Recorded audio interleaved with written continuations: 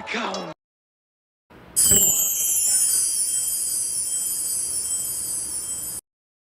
Welcome to the Omniverse of Nick and part 2 to What If Roman Reigns Was in The Walking Dead. Before we get started, be sure to check out the Omniverse's homepage, where our channel mascot Omni will direct you to the Discord and both Google Docs and everything else the Omniverse has to offer, along with smashing the like button, subscribing to the Omniverse, sharing the Omniverse around, turning on all notifications, and commenting future requests and expectations for the Omniverse in the comment section. With all that said, let's begin.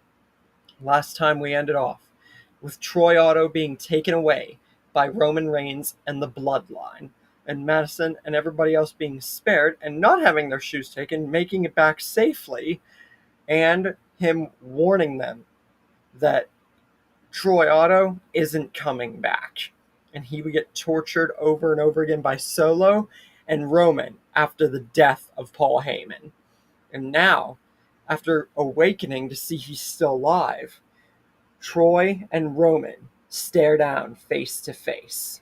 And Roman's honestly surprised that he is still alive.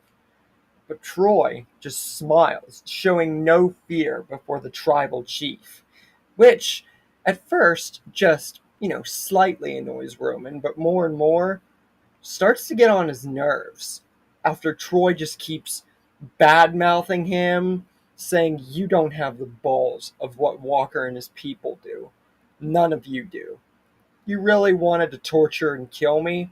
I wouldn't be standing in front of you right now, my tribal chief." But then Walker comes over and asks Roman Reigns for a word. So Reigns and Walker go outside to talk, and Walker wants to know, "What about our land? You told Madison and the rest of those people that with Troy here, we wouldn't be worrying about Jeremiah's and the Otto's land, but that still is the home of our people. Surely you can understand that." And Reigns thinks about this for a long second, because honestly, he did just want those people out of his hair. But now, this gives Roman Reigns an idea, and he says, you know what, Walker? You're right. I never thought about it like this for as long as we had been around your family, and that you had become a part of my family. I realize now that if we want to take over someone's land, preferably yours, why not take it all? And this will be the start, along with lands that we've been surveying for quite some time now. We're going to take it all. So, he says, send out groups of everybody here. But I'm staying along with several others for the bloodline, along with a few others that will teach this Troy Otto to acknowledge his tribal chief. Send out your warriors, and my bloodline will assist you. Take over the land that we know of and have been surveying, and force them all to acknowledge the bloodline. So, Walker, Lee, several of Walker's men, pretty much almost all of them, Ophelia, the Usos, and Naomi, they go to the Otto farm.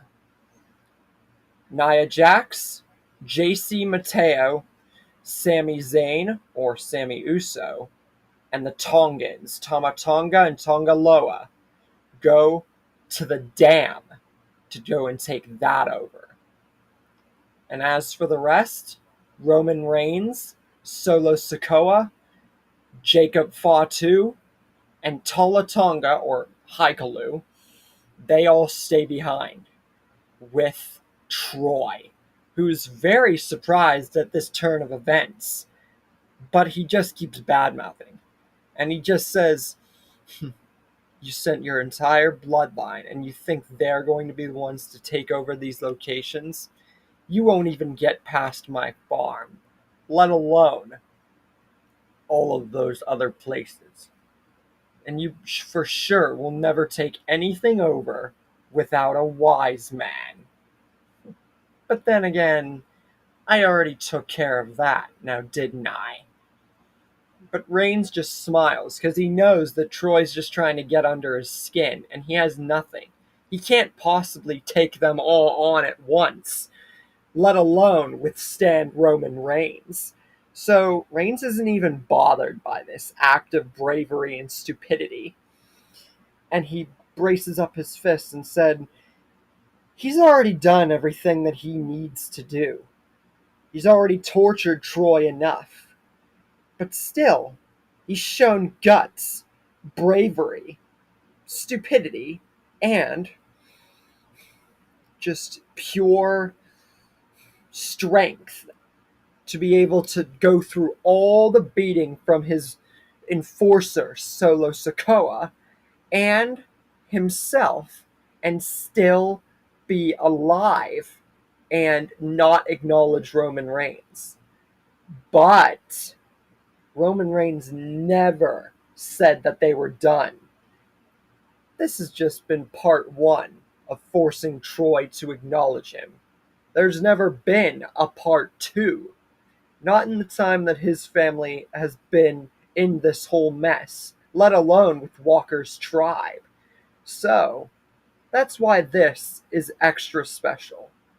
He's going to give him a surprise he'll never forget.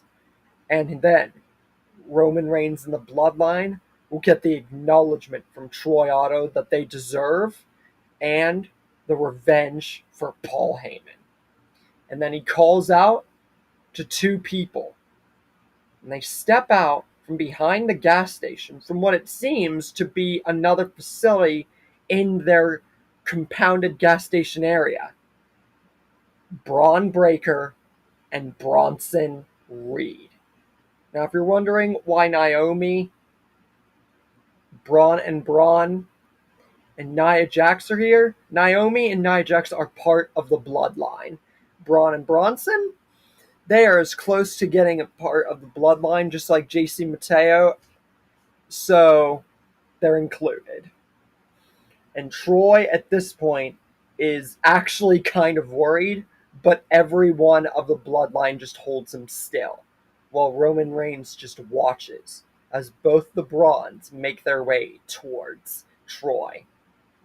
And he looks at him, Troy, one time and says he told him that he would acknowledge Roman Reigns as his tribal chief and the bloodline. And he said he'd get revenge for his wiseman, and he meant it. So, Roman Reigns is going to watch, and if Troy still doesn't have the guts or the spite to acknowledge his tribal chief by the time these people in his bloodline are done, he'll kill him himself. So with that, we then get to the farm where there's no Madison and Troy thinking about killing each other, and their walk back without Troy is much easier, but without Troy, it's debatable where everyone's headspace is at.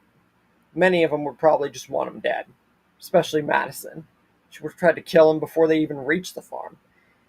Alicia and Jake would still get together, and Strand and Daniel are at the hotel whenever Daniel leaves Strand after figuring out he lied. But just when Daniel's getting ready to go back to the dam, he sees something.